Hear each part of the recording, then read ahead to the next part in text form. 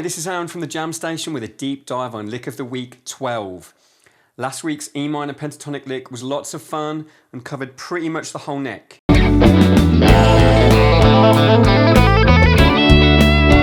This week's sweet B.B. King style blues phrase stays mainly within our E shape, but blends a few different scale types before sliding down into the G shape to finish. So why have I chosen this particular lick this week, and why might you want to give it a go? Well, from my teaching experience, many players are comfortable learning different scales and arpeggios, and they're perhaps even happy improvising with them. But maybe they don't find it so easy to smoothly move between them and blend them during a phrase. Mixing and blending major and minor pentatonics, for example, is something that comes up again and again. And if B.B. King, Eric Clapton, Joe Bonamassa, if they can do it, then why not you? So by the end of this lesson, you'll be some way towards jumping that hurdle. And if you're already achieving this, it's just a great lick to add to your vocabulary. Let's take a look.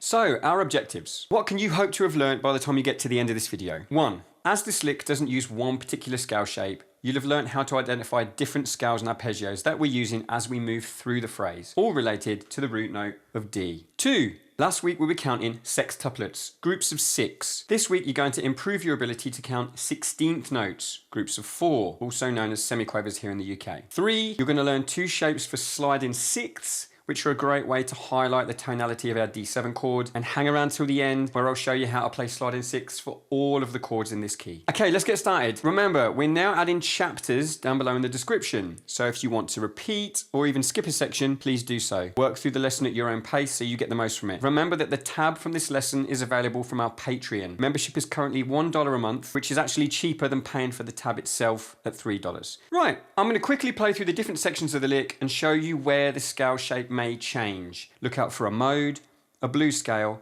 and an arpeggio. So remember, we're playing over a D7 chord, E shape.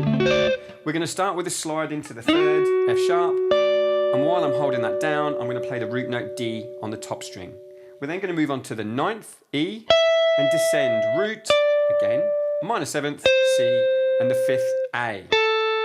This group of notes, shown in B in the tab, 3rd, 5th, minor 7th, root, and 9th, they outline the sound of a dominant 9th chord, but they also suggest that we're using D Mixolydian. So the Mixolydian is shown in the tab as B, and is a great way to add a sophisticated touch to your blues outside of a typical pentatonic sound. Let's just play it and get it under our fingers quickly. I recommend you do this yourself as well. So 3rd, 5th, minor 7th, root, 9th.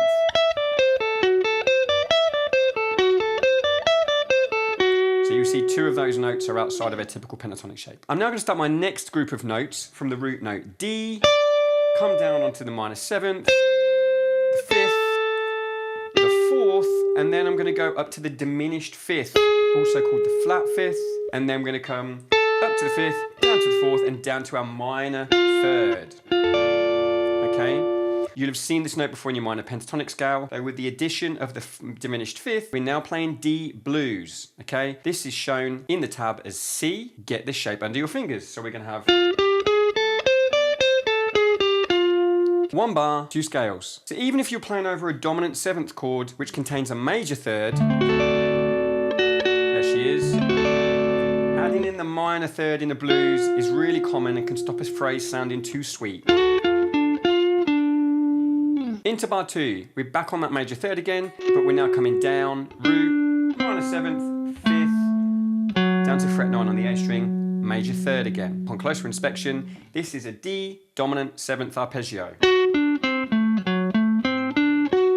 This is shown in the tab as D, little fragment, get it under your fingers.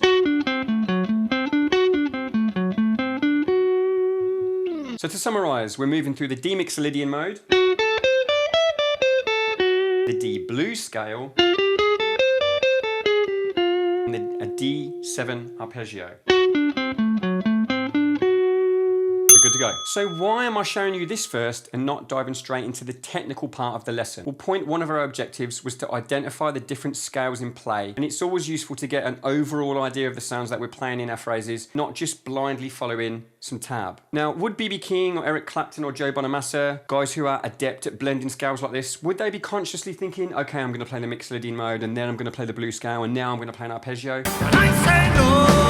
Absolutely not. But they've all absorbed these patterns and shapes and sounds sounds into their own playing to the point where they can seamlessly switch between them and blend them without even consciously doing so. And it's that which makes this lick sound so great. If nothing else, analysing and learning these different fragments separately will help you when improvising and composing your own licks in this style. Trust me. Right, hopefully you found that interesting. If you've skipped the previous section, welcome back. Let's explore the lick. We're going to start by sliding into the 3rd at fret 11, holding that down as we play the root note D. These notes are a minor 6th apart, more on that shortly. The count here is 1 knee. Now with the slide, 1 knee. We're going to let this dyad ring out for a little while here, and we're not going to jump up to fret 12 until the of beat 2. 1 knee and a 2 E and a 1 knee and a 2 E and a. You may be asking, what's he talking about, the of 2? Well, this brings us to point 2 of our lesson objectives, 16th notes. Now, if you've played or counted 16th notes before, you'll know we're playing 4 notes per beat, and we're counting 1 E and a 2 E and a 3 E and a 4 E and a. So I'll play my first dyad on 1 knee, and then count through to the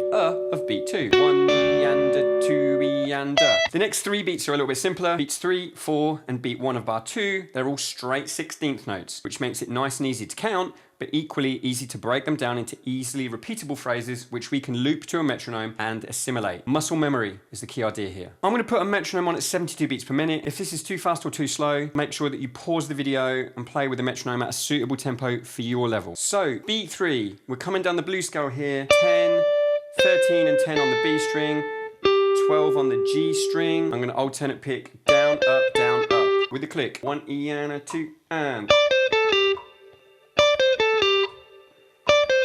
Now loop. You get the idea. Let's join this to the solitary note at the of beat 2, the end of beat 2, our 9th at fret 12. So we're counting 2 E and a 3 E and a. Beat 4, we're starting with our diminished 5th at fret 13, going up to the 5th, and then back down to the 4th and flat 3rd. I'm using fingers 3 and 1 for both there. With the click. Now let's add the pull off between frets 12 and 10.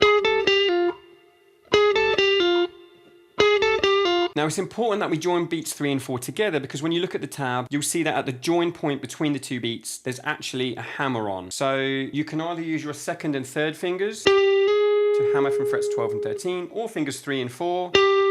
So we're playing 3 E and a 4 E and a with the click. Beat 1 of bar 2, we're now coming down the arpeggio that we identified earlier, still with alternate picking, down on the 3rd, up on the root, down on the minor 7, up onto the 5th, down, up with the click. Let's join all 3 of those beats together, straight 16ths, counting 3 E and a 4 E and a 1 E and a. If it helps at first, get the finger placement right by picking every single note, and then add the hammer-ons and pull-offs in when you're ready. And 2 and.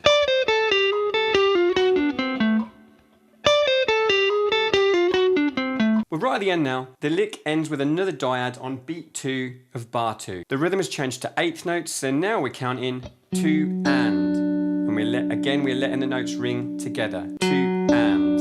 Okay, to join this dyad to the rest of the phrase, we need to slide the 3rd finger down from the 5th at fret 12, down to the 3rd at fret 9. This moves the fretting hand into the G shape area of D7. Here is D7 as a G-shaped chord. You see my 3rd finger there is on the 3rd. I'm sliding into that note. 1 E and a 2 and. 1 E and a 2 and. I'm actually using my finger here to play the higher of those 2 notes. It's just as valid to use your pick and just jump the D string.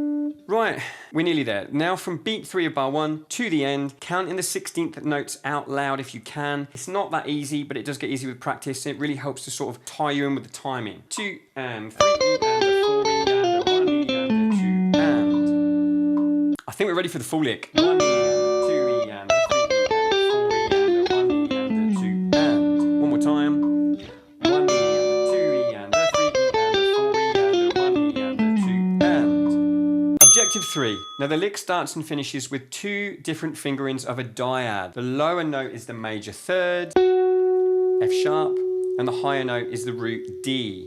Okay, we also do it here at the end, F sharp, D. They're great great for highlighting the sound of a chord. If you're playing over an E-shaped bar chord, such as D, D7, you can literally see these notes under your fingers. The middle finger's playing the third, the bar is playing the root on top. If you're trying to highlight a C chord, for example, C is at fret 8, I'm playing frets 9 and 8. If you're targeting a G, down to fret 3, slide into 4 and 3, there we go. As a quick little bonus, as I mentioned earlier, I've notated on the Patreon tab under section E all of the 6 for the chords in the key of G. I've picked G because we're playing over a D7 chord. That means this chord is the 5th chord in the key of G. We're not in the key of D. I'll play them now. G, A minor, B minor, C, D, E minor, F sharp diminished, G. You can separate them.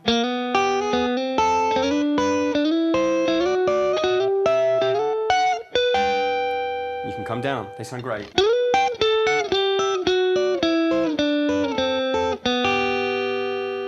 Try those over a backing track in G, they sound great. If you have any questions about that, perhaps you noticed that the shape changed from time to time, or if you just like the sound of these 6, drop a comment below, let us know and I can draw up a more detailed lesson, or just feature more licks that use these shapes. As always, to finish off, I'm going to demonstrate the full phrase to 3 of our backing tracks so that you can hear it in a couple of different musical settings. The first is our first Led Zeppelin style track in B. We've got 2 Led Zeppelin tracks now. So move down to fret 7, fret 7 root for your B7 chord. This is a nice and slow, heavy backing track, so it's great to try it at not such a fast tempo.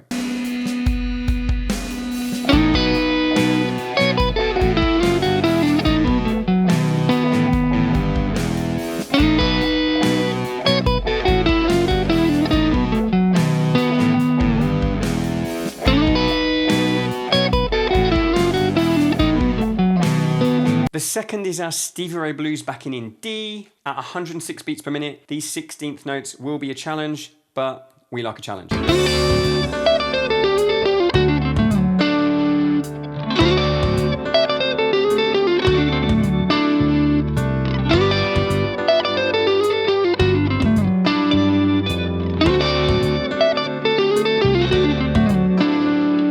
And finally, one of our latest tracks. It's a beautiful, dreamy track in D major, so we're still at fret 10. But this isn't a blues backing, so it will sound quite edgy as you move between the major and minor third over the D major chord. But we resolve it nicely on the third and the root, so it should work. Try it, see how it feels.